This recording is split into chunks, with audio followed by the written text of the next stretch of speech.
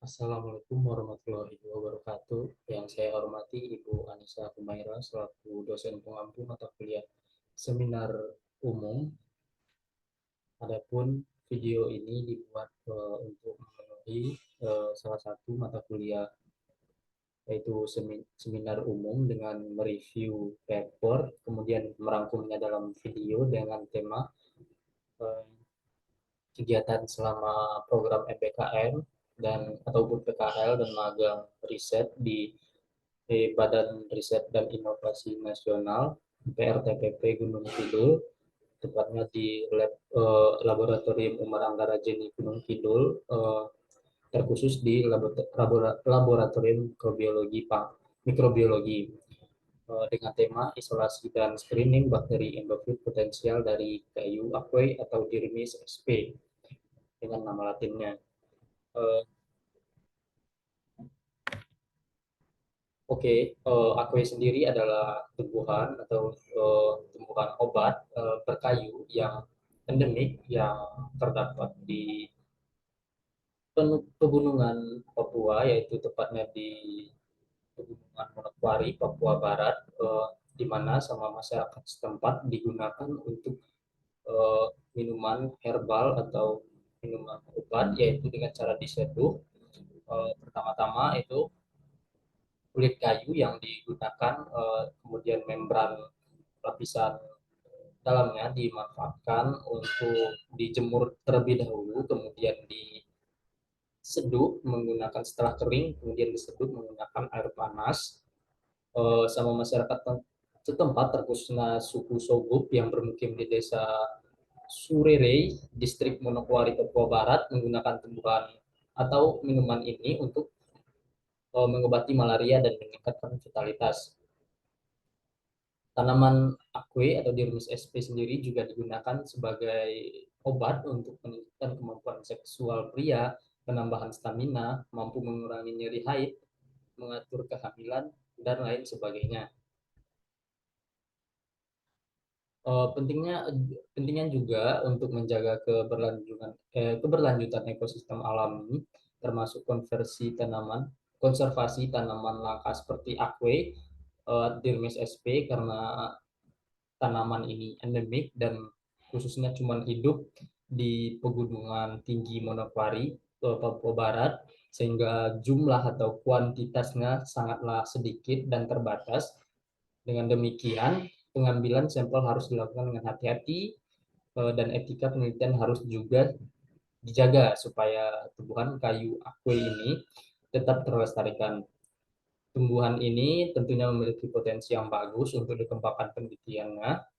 Dalam tahap awal penelitian ini dilakukan identifikasi dan pengenalan terhadap manfaat dan potensi dari bakteri endofit kulit kayu akwe atau Dirmis sp. Kemudian yang kedua, metode pertama itu isolasi dan sterilisasi bakteri endofit kulit kayu akwe Dirmis sp. Seperti isolasi pada umumnya, isolasi bagian tumbuhan pada umumnya, isolasi akwe ini eh, menggunakan beberapa larutan atau liquid pembilas seperti aquadesteril, eh, kemudian dilanjutkan dengan alkohol 70% selama 1 menit, kemudian dilanjutkan pembilasan kepada sodium hipoklorit 2,5% selama 4 menit, dan dibilas kembali dengan alkohol 70% selama 1 menit. Terakhir dibilas kembali dengan aquadesteril, eh, kemudian dilanjutkan dengan memotong bagian, misalnya kulit kayu aku ini dipotong sekiranya 2 gram bagian tumbuhan yang telah dihomogenkan ke dalam 4,4 mililiter aquadesteril. Sampel yang sudah dihomogenkan ini kemudian dikultur atau ditumbuhkan di media TSA atau Tripton soy agar, eh, kemudian dilanjutkan dengan cawan yang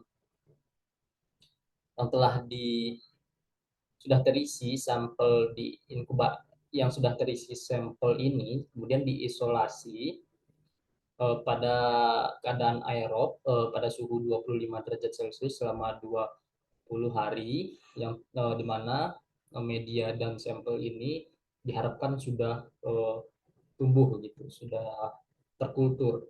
Untuk memastikan prosedur isolasi dan sterilisasi ini berhasil, atau yang tumbuh di agar atau TS Krypton soy agar ini tidak bakteri permukaan atau bakteri lainnya, maka dilakukan pembilasan lagi 400 mikroliter Aquades steril pada media TSA yang sudah diinkubasi tersebut. Sebelum dengan sampel dan koloni bakteri di dalamnya, sebelum adanya sampel. Kemudian semua koloni dengan warna dan morfologi berbeda setelah ditumbuhkan selama 20 hari tadi, eh, kemudian disubkultur atau dipindahkan ke media baru masing-masing. Kalau misalkan ada morfologi yang berbeda, maka misalkan dalam satu petri itu cawan itu ada 5, maka satu-satu dipindahkan ke TSA media yang baru, ke cawan yang baru, untuk mendapatkan koloni tunggal dari sampel aqua ini. Koloni tunggal yang sudah didapatkan hasil subkultur ini disimpan di agar miring dan disimpan pada suhu minus 80 derajat Celcius supaya terjaga dan digunakan sebagai stok untuk dilakukannya pengujian selanjutnya. Kemudian metode yang kedua yaitu uji antibakteri dengan metode sumuran atau well diffusion method. Uh, Langkah pertama yang dilakukan yaitu preparasi, di mana mengkultur terlebih dahulu bakteri atau bakteri isolat endofit dari aqua ini pada media cair TSB atau Krypton soy prot pada mikrotub 1 ml, ya, selama 24 jam, selama 24 jam pada suhu 35 derajat Celcius, dan juga bakteri uji atau bakteri yang patogen yaitu Escherichia coli, Staphylococcus aureus, yang digunakan pada tahap screening yaitu dua bakteri itu, bakteri gram positif dan bakteri gram negatif, pada media Na selama 24 jam dengan suhu 37 derajat Celcius. Uh, Kemudian dilakukan pengujian dengan pertama lakukan yaitu menuangkan media MHH pada petri atau cawan steril, kemudian ditunggu hingga menjedal, terus di samping itu kita menyiapkan suspensi bakteri uji, bakteri patogen, di mana Escherichia coli atau EC tadi dan Staphylococcus aureus bikin suspensi pada aqueous steril dengan memasukkan kultur bakteri 24 jam itu ke dalam aqueous 9 mili, kemudian disetarakan pakai McFarland dan diturunkan 2 kali menjadi 1,5 kali 10 pangkat 6 CVU per mililiter, yang akan nanti ditebar di media yang sudah menjedal. Setelah ditebar, kemudian agar dilubangi menggunakan stainless steel cylinder 5 dengan diameter 5 mm. Kemudian memasukkan sampel 75 mikrolit supernatan atau bagian atas di atas pelet dari cairan yang akan digunakan untuk uji itu sebanyak 75 mikrolit per sumuran sampel, ditambah dengan kontrol positif, kontrol negatif, eh, dan masing-masing sampel pada satu cawan yang MHA tersebut. Kemudian cawan atau media yang telah diisi isolat bakteri patogen dan sampel itu diinkubasi pada inkubator bersuhu 37 derajat Celcius selama 24 jam, dan amati zona bening atau zona hambat setelah 24 jam masa inkubasi tersebut. Kemudian selanjutnya metode ketiga yaitu PCR 16S RNA rRNA sampel aqueous. Langkah pertama yang dilakukan yaitu dengan melakukan preparasi alat dan bahan seperti primer forward, primer reverse, mix PCR, nucleus free water, loading dye, TBE 1 kali dengan melarutkan dengan aqua steril TBE 10 kali atau water one. Kemudian tip kuning dan tip putih steril serta tube PCR dan tatakannya. Kemudian jangan lupa persiapkan juga sampel aqueous, isolat bakteri aqueous yang akan di PCR. Biasanya menggunakan ekstrak DNA. Kemudian mix PCR yang berbentuk beads atau bulatan, ya, biasanya itu berbeda ya, digunakan untuk pembuatan 25 mikrolit per beads-nya yang sudah jadi, gitu, mix PCR yang sudah jadi, ditambahkan 22 pada yang berisi beads itu diisi 22 mikrolit nukleus free water, kemudian ditambahin 1 mikrolit primer forward, 1 mikrolit primer reverse, dan 1 mikrolit lagi buat sampel atau template DNA dari aqueous tersebut, isolat endofit aqueous itu. Jadi totalnya dari 1 bits itu 25 mikrolit. Kemudian di PCR menggunakan mesin master cycler dengan settingan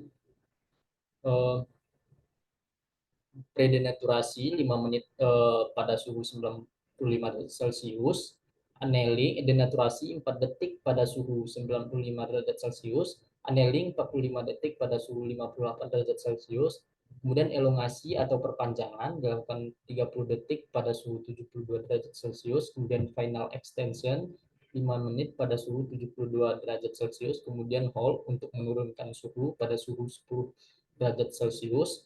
Kemudian running dilakukan dengan pengulangan 30 kali siklus. 30 kali siklus dalam 1 kali running.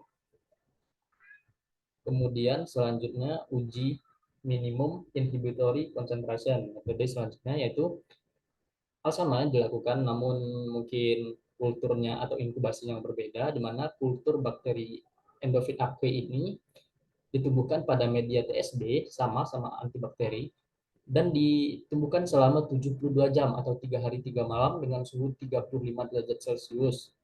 Kemudian sama kultur bakteri patogen EC dan SA pada media Na selama 24 jam pada suhu 37 derajat Celcius. Kemudian suspensi bakteri juga disiapkan dengan menyetarakan dengan kekuatan 0,5 10 kali 1,5 kali 10 pangkat 8 CVU per mililiter, kemudian diencerkan sebanyak 3 kali. Maaf di sini kayaknya salah.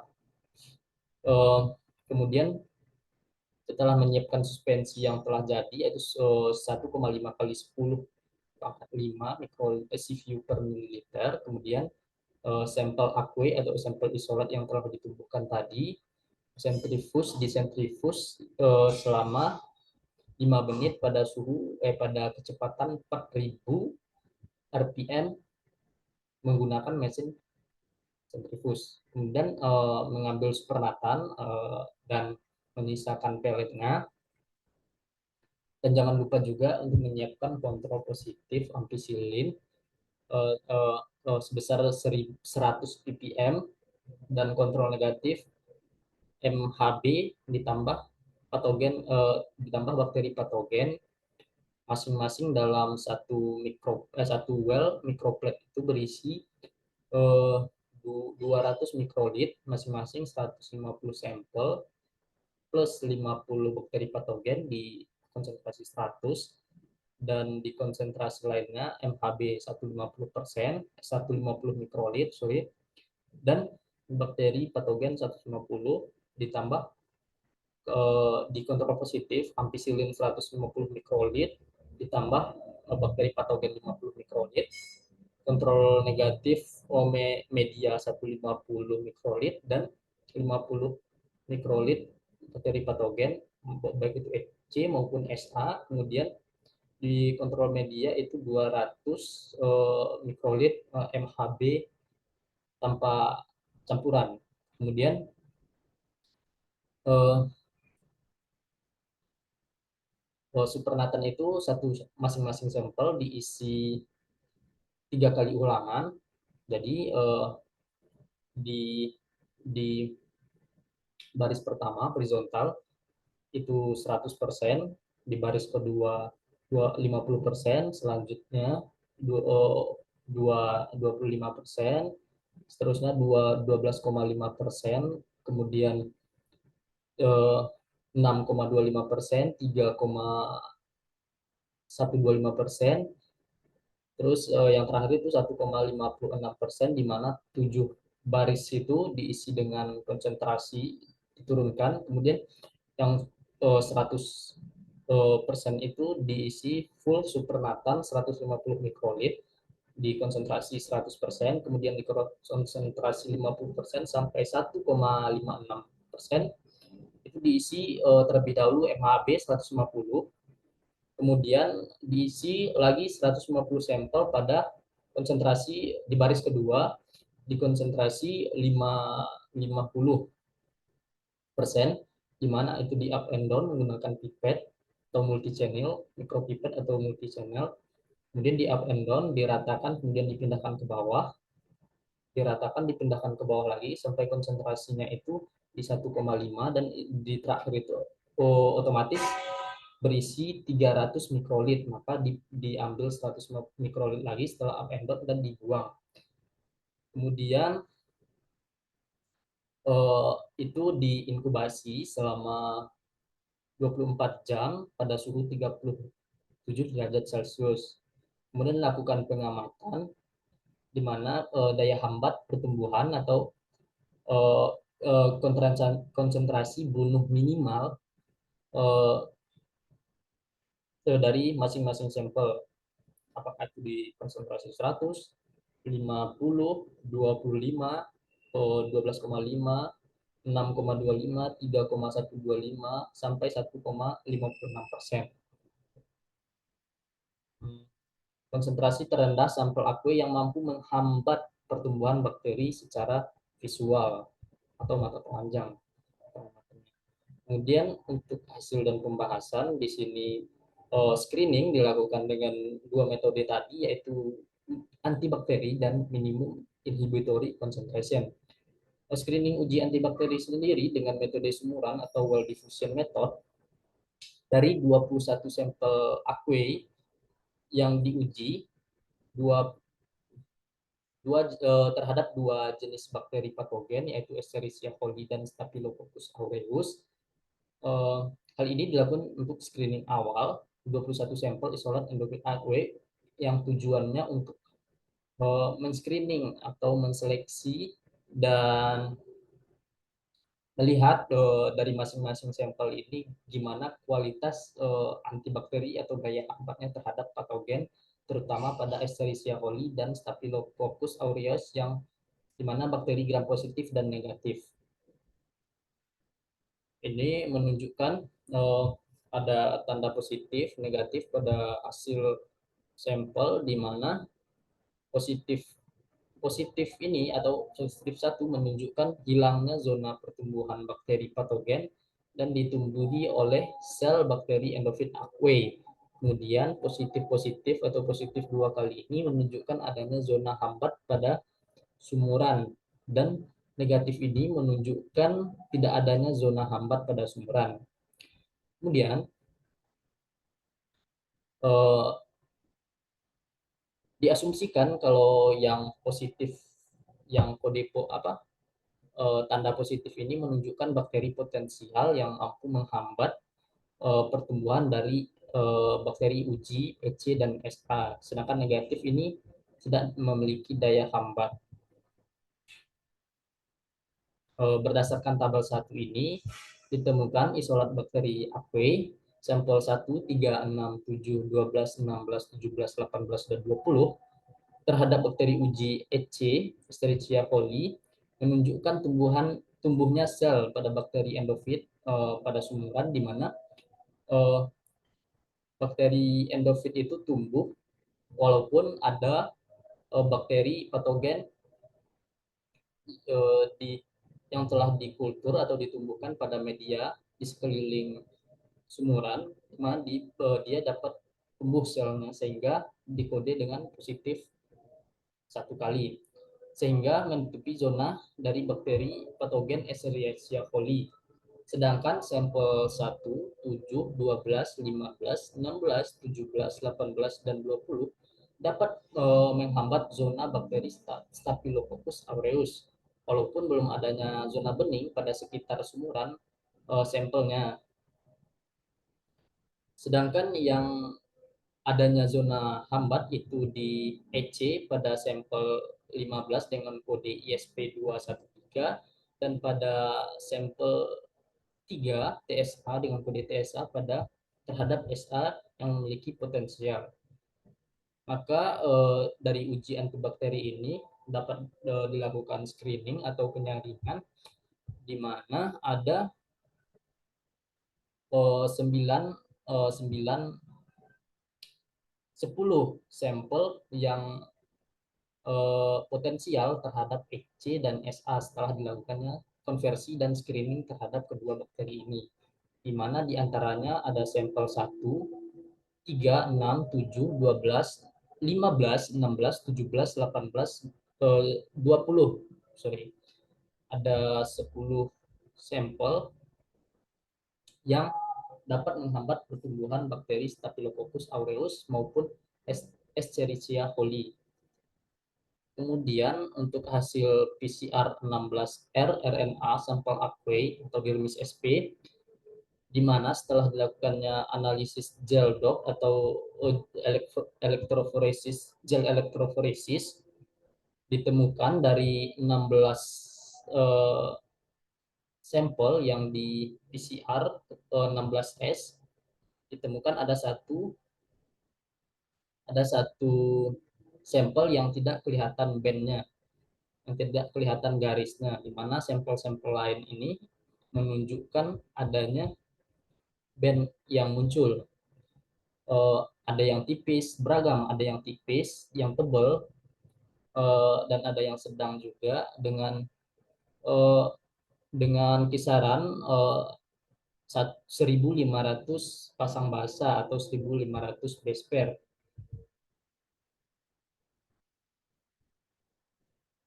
Nah, adapun tujuan dilakukannya PCR 16 RNA ini pada sampel aqueous adalah untuk mengidentifikasi dan menganalisis bakteri yang terdapat di dalam isolat bakteri endofit aqueous ini. Sesuai yang saya terangkan tadi, ada satu bench dari 16 sampel yang tidak muncul.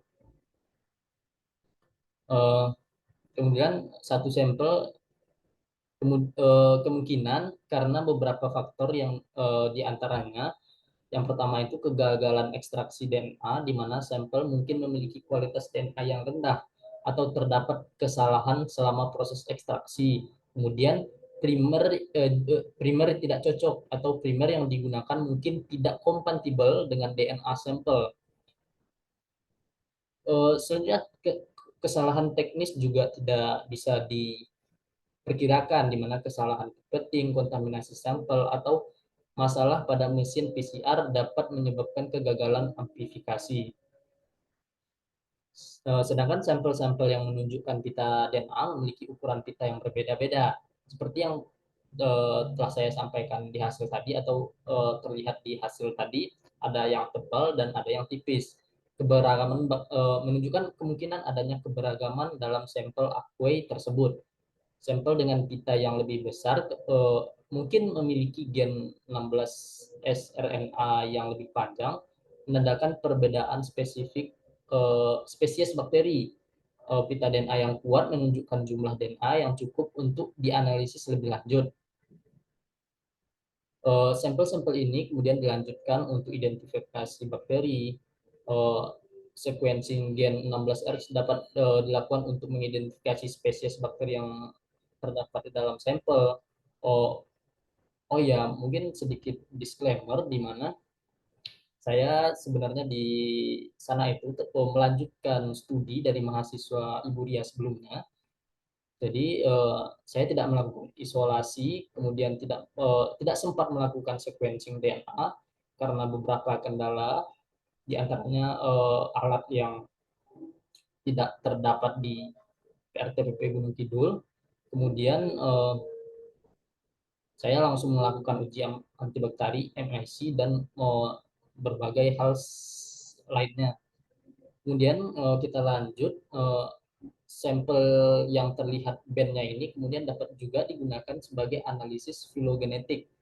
Data sequencing dapat digunakan untuk membangun pohon filogenetik dan mempelajari hubungan kekerabatan antar bakteri. Kemudian kajian keanekaragaman hayati, sampel-sampel ini dapat digunakan untuk mempelajari keanekaragaman bakteri dalam sampel aqua ini.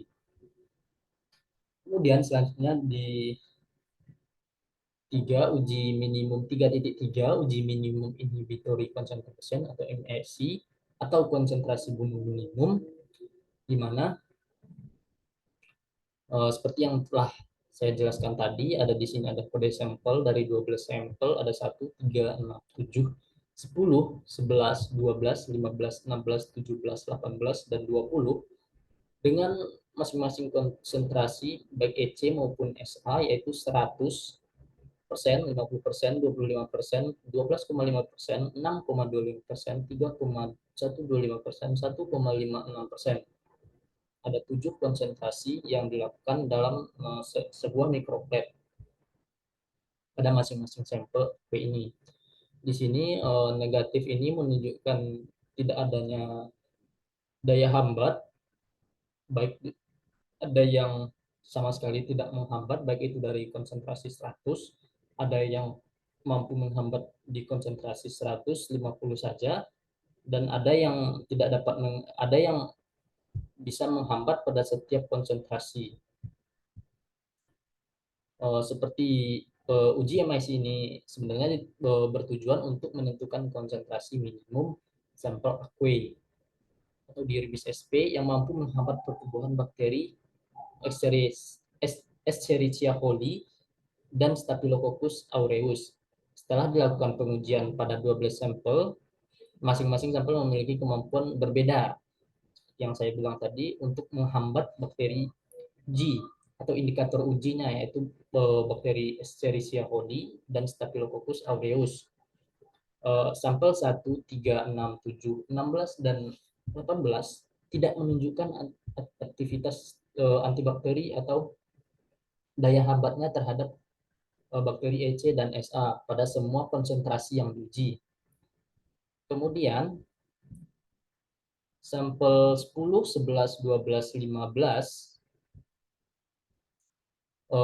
memiliki aktivitas antibakteri terhadap EC pada konsentrasi 100 dan 50% saja, tetapi tidak aktif terhadap SA, berarti negatif atau tidak dapat menghambat bakteri SA pada sampel 10, 11, 12, dan 15. Kemudian sampel 17 memiliki aktivitas bakteri yang paling kuat, di mana mampu menghambat pertumbuhan EC dan SA pada semua konsentrasi yang diuji. Jadi ini sangat potensial pada sampel 17. Kemudian sampel 20 tidak menunjukkan adanya aktivitas antibakteri terhadap C dan SA pada semua konsentrasi yang diuji. Jadi ini dijadikan sebagai screening kembali, dan dari 12 sampel kemudian dikurangi menjadi 5 sampel bakteri potensial endofit dari aqua ini, yaitu sampel 3, 6, 12, 15, dan 17 pada uji minimum inhibitory concentration ini. Selanjutnya yang terakhir yaitu kesimpulan, di mana screening isolasi bakteri endofit kayu aqua dilakukan untuk mencari sampel bakteri potensial dari kayu aqua Dermis sp. Berdasarkan hasil dan pembahasan dapat disimpulkan bahwa sampel 1, 3, 7, 12, 15, 16, 17, 18, dan 20 potensial terhadap bakteri Escherichia coli dan Staphylococcus aureus di uji antibakteri.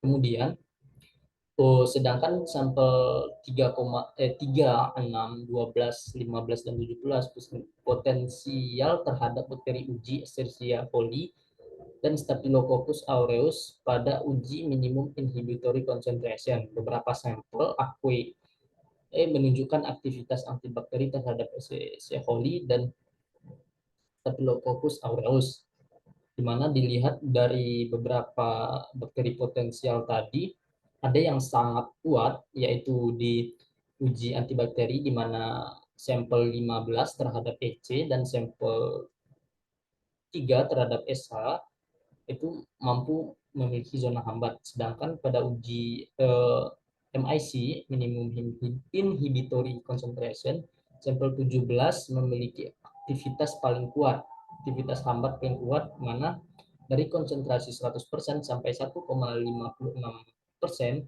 itu memiliki daya hambat terhadap suspensi bakteri dengan kisaran 1,5 kali 10 pangkat 5 CVU per mililiter.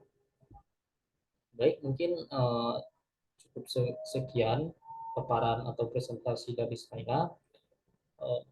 Terima kasih atas waktunya. Saya akhiri dengan billahi fisabilillah fastabiqul khairat.